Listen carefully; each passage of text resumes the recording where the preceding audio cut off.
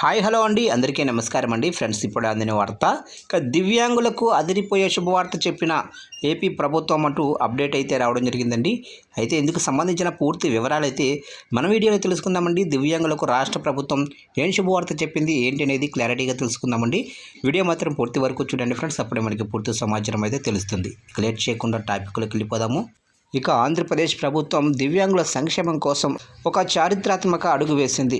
మహిళల కోసం ఇప్పటికే విజయవంతంగా అమలు చేస్తున్న స్త్రీశక్తి పథకం తరహాలోనే దివ్యాంగుల కోసం ఇంద్రధనస్సు పేరుతో ఉచిత బస్సు ప్రయాణ సదుపాయాన్ని నేటి నుంచి అందుబాటులోకి తెచ్చింది. ఇక ఆంధ్రప్రదేశ్ ముఖ్యమంత్రి నారా చంద్రబాబు నాయుడు గత ఏడాది అంతర్జాతీయ దివ్యాంగుల దినోత్సవం అంటే డిసెంబర్ 3 సందర్భంగా ఇచ్చిన హామీని నెరవేరుస్తూ రాష్ట్రంలోని దివ్యాంగుల కోసం ఇంద్రధనస్సు పథకాన్ని ప్రారంభించారు.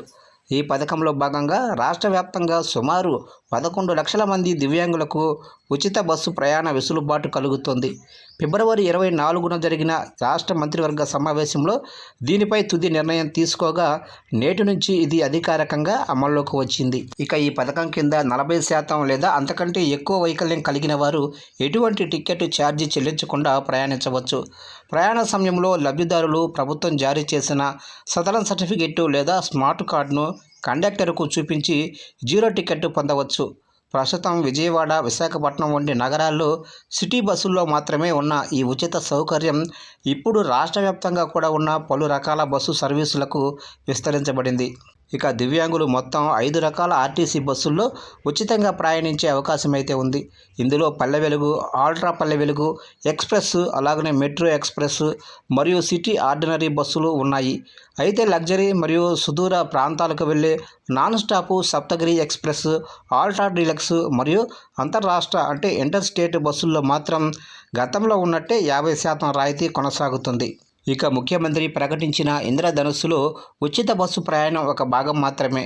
దీంతోపాటు దివ్యాంగుల కోసం అమరావతిలో దివ్యాంగ్ భవన్ ఏర్పాటు, స్థానిక సంస్థల్లో నామినేటెడ్ పదవులు, గృహ నిర్మాణ పథకాల్లో గ్రౌండ్ ఫ్లోర్ కేటాయింపు వంటి 7 కీలక హామీలను ప్రభుత్వం అమలు చేస్తుంది. రాష్ట్రంలో ఉన్న 11 లక్షల మంది దివ్యాంగులలో ప్రస్తుతం కేవలం 2 లక్షల మంది మాత్రమే ఆర్టీసీ పాసులను ఉపయోగిస్తుండగా ఈ కొత్త నిర్ణయంతో మిగిలిన వారందరికీ కూడా భారీ ఆర్థిక ఊరట లభించనుంది.